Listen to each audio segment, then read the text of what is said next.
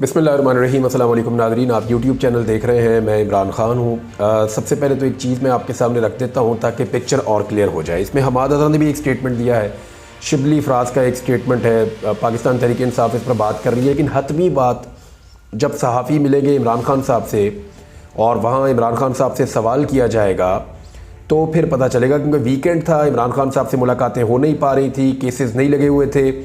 जब सहाफ़ी वहाँ पहुँचेंगे जेल में, अदालत में, इमरान ख़ान साहब से पूछेंगे, तब पता चलेगा कि एक्चुअली वो एस्टेब्लिशमेंट से मुज़ाकरात करने में उनकी अपनी सोच क्या है। लेकिन जो चीज़ें अब तक सामने आई वो मैं आपके सामने रखता हूँ। एक चीज़ मुझे नई पता चली है और ये बड़ी इंटरेस्टिंग है। देखिए, 9 मई को 1 साल मुकम्मल होने वाला है और मेरे सोर्सेज मुख्तलिफ पॉलिटिकल पार्टीज़ में और मुख्तलिफ जगहों पर मौजूद हैं। तो मैं आपको ये बता देता हूँ कि बाकायदा पम्फलेट्स तैयार किए गए हैं, बहुत सारे पेजेस तैयार किए गए हैं और उनको बाकायदा डिज़ाइन किया गया है, जिनको 7 मई के बाद से लेकर 11 मई तक मुख्तलिफ सोशल मीडिया के ऊपर लगाया जाएगा। ये काम जो है वो इस वक्त PDM की जो हुकूमत में जमातें मौजूद हैं वो जमातें करेंगी और उनकी मदद भी की जाएगी। यानी अब आपको सारी बात समझ आ गई है कि 9 मई को 1 साल मुकम्मल होने वाला है और PMLN ने स्पेशली अपने मीडिया सेल के ज़रिए से, मुझे वहीं से ये इत्तला मिली सबसे पहले और उसके बाद मैंने मुख्तलिफ जगहों से कंफर्म किया, तो बाकायदा बहुत सारी तैयारी कर रखी है कि फ़ौज और पाकिस्तान तहरीक इंसाफ को 2 मुखालिफिन के तौर पर दिखाया जाए। मैं आपको फिर बता रहा हूँ कि 9 मई को 1 साल मुकम्मल होने की सूरत में, 1 साल मुकम्मल होने की सूरत में ये कोशिश की जा रही है कि फ़ौज और पाकिस्तान तहरीक इंसाफ को 2 दुश्मनों की तरह पोर्ट्रे किया जाए। और इसके लिए बहुत सारे पोस्टर्स, बैनर्स, बहुत सारी चीज़ें जो सोशल मीडिया में लगाई जाती हैं, वॉल्स बनाई जाती हैं, वो सारी बनाकर तैयार करके रख ली गई हैं और उन पर काम हो रहा है। ये काम जो है वो 7 मई से शुरू होना था और 11 मई तक चलना था। अब इसमें साबित ये करना था कि इमरान खान एक्चुअली पाकिस्तान की फ़ौज के दुश्मन है, ये साबित करना था और इससे एक नया बयानिया बनाना था ताकि पाकिस्तान तहरीक इंसाफ को वहीं धकेला जाए जहां वो पिछले 1 साल से फंसी हुई है। अब इसमें इमरान खान साहब कई दफ़ा कह चुके हैं कि ये मुल्क भी मेरा है, ये फ़ौज भी मेरी है, मैं एक मजबूत फ़ौज देखना चाहता हूं, पाकिस्तान के मफाद में एक मजबूत फ़ौज है। ये इमरान खान साहब बार बार कहते रहे, हर मौके पर कहते रहे। उनका आज भी दावा है कि पाकिस्तान की तरह पाकिस्तान की फ़ौज भी उनके बहुत बड़ी तादाद में हमायती हैं। यानी इमरान खान साहब ने तो 90% का दावा भी किया था कि पाकिस्तान की फ़ौज के अंदर, देखिए पाकिस्तान की फ़ौज के अंदर जो नौजवान मौजूद हैं वो पाकिस्तानियों के भाई और बेटे हैं ना, उन्हीं के बच्चे हैं, उन्हीं के भाई हैं, तो वो उसी तरह होंगे जैसे बाकी पाकिस्तानी हैं, उनसे मुख्तलिफ तो हो नहीं सकते। तो आज इमरान खान साहब को अक्सरियत अगर पसंद करती है तो उनका ये दावा है कि फ़ौज के अंदर भी अक्सरियत उन्हें पसंद करती है। अब इसमें ये ज़रूर है कि ये एक इदारा है और यहाँ पे काम करने वाले लोग एक डिसिप्लिन के पाबंद हैं। इमरान खान साहब के बकौल उनका जो इख्तलाफ है वो इस बात पे है कि बंद कमरों के फैसले मुसल्लत नहीं होने चाहिए। वो बार बार ये कहते रहे हैं। उनका जो इख्तलाफ है वो पॉलिसी मैटर्स पे है कि एस्टेब्लिशमेंट की जो पॉलिसी है उससे उनका इख्तलाफ है। वो पाक फ़ौज से बतौर इदारा कोई इख्तलाफ नहीं रखते, वो ये बात कई मरतबा कह चुके हैं।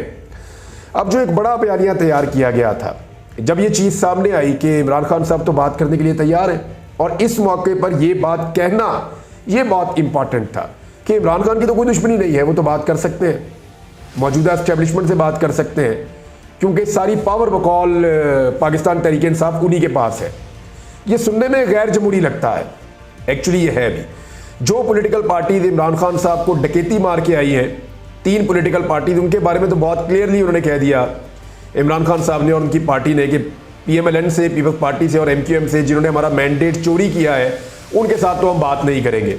लेकिन वो उस एस्टेब्लिशमेंट से बात करना चाहते हैं जिन्होंने इसके अंदर मदद की, उन तीनों जमातों की। अब यहाँ पे एक डिबेट मौजूद है कि क्या एस्टेब्लिशमेंट से बात करनी चाहिए या नहीं करनी चाहिए। लेकिन जिन लोगों ने एक पूरा का पूरा नैरेटिव तैयार किया हुआ था, उनको काउंटर करने के लिए पाकिस्तान तहरीक इंसाफ को कुछ ना कुछ मिल गया है। हमाद अज़हर साहब ने जो स्टेटमेंट दिया उसमें बड़ी क्लैरिटी है। अब देखना यह है कि इमरान खान साहब का जो स्टेटमेंट है वो हमाद अज़हर के स्टेटमेंट से मुताबिकत रखता है या उनके दिमाग में कुछ और चल रहा है। हमाद अज़हर ने लिखा कि एस्टेब्लिशमेंट से खान ने कोई बातचीत नहीं करनी जब तक अवाम का चोरी मैंडेट वापस और इमरान खान, बुशरा बीबी समेत तमाम कायदीन और रहनुमाओं की रिहाई नहीं होती। लेकिन इसके अलावा एक और भी तो मसला है। वो कह रहे हैं जी पहले तो मैंडेट वापस करो, बुशरा बीबी, इमरान खान साहब को रिहा करो और बाकी तमाम कायदीन और रहनुमा जो हैं, जितने भी लोग गिरफ्तार हैं, उनको रिहा किया जाए। लेकिन इसके अलावा एक और मसला भी है, मुझे अफसोस से कहना पड़ता है और ये मेरी ज़ाती राय है कि मौजूदा एस्टेब्लिशमेंट में क्रेडिबिलिटी और एथिक्स का फुकदान है। 9 मई तो एक बहाना बनाया गया, लेकिन इससे पहले भी उनके किसी लफ्ज़ की कोई अहमियत ना थी। ऊपर से झूठ, फरेब, ब्लैकमेल और टॉर्चर की लंबी दास्तानें हैं। ये लोग अपने सियासी मकासद के लिए इस हद तक चले गए कि अब पता नहीं कैसे नजरें भी मिला सकेंगे। इस्लामाबाद हाई कोर्ट के जजेस के साथ जो कुछ हुआ वो कुछ भी नहीं जो हमारे लोगों और उनके घर वालों के साथ किया गया। अगर कभी तफसीलात सामने आई तो रोंगटे खड़े हो जाएंगे। बात तो ये ठीक है, यानी जो चीज़ें फेस की हैं और जिन्होंने की हैं उन्हीं को आइडिया है कि उनके साथ क्या बीती। जो आदमी जब गायब हुआ और जब वो वापस आया तो उसकी हालत आपको बता देती है कि उसके साथ क्या बीती है। साथ ही उन्होंने कहा कि रोंगटे खड़े हो जाएंगे कि क्या कोई एक इंसान किसी दूसरे पर इतना जुल्म कर भी सकता है, और वो भी अपने ही हम वतन के साथ। बहरहाल बड़ी कुर्बानियां रकम हो चुकी हैं, इलेक्शन में फतह मिल चुकी है। इमरान खान आज पाकिस्तान ही नहीं दुनिया भर का कदावर तरीन रहनुमा बन चुका है। तहरीक इंसाफ में नई क़यादत रूनुमा हो रही है और मुल्क सारा हकीकत से आशना हो गया है। अब तो गेंद इमरान खान के हाथ में है, एस्टेब्लिशमेंट के हाथ में वही पुराना दागदार डंडा है जो खुद अपने वजूद पर शर्मिंदा है और अपनी अफादियत भी खो चुका है। इस सूरत हाल चंद तमगाशुदा टाउट के अलावा, यानी इस सूरत हाल में चंद तमगाशुदा टाउट्स के अलावा कोई भी आज मुक्तदरा के साथ नहीं खड़ा। जिन नमूनों को कौम पर दोबारा मुसल्लत किया वो अपने हलकों में इलेक्शन हार चुके हैं और शफाफ इलेक्शन की सूरत में आज अपनी जमानत भी नहीं बचा सकते। इनकी शक्लें और करतूत देखकर कौम को और बाब इख्तियार पर मजीद गुस्सा आता है, बल्कि इनकी सोच और जजमेंट पर मजीद शकूक जन्म लेते हैं। मुल्क के मामलात खासे बिगड़ चुके हैं और गर्मियां भी आ रही हैं। गंदम का बहरान, बिजली के बिल, IMF की मजीद महंगाई, सनती बंदिश, अपोजिशन की तहरीक, और उन्होंने फिर एंड में लिखा, शेक्सपियर का एक मशहूर जुमला है कि something is रॉटन in the state of Denmark.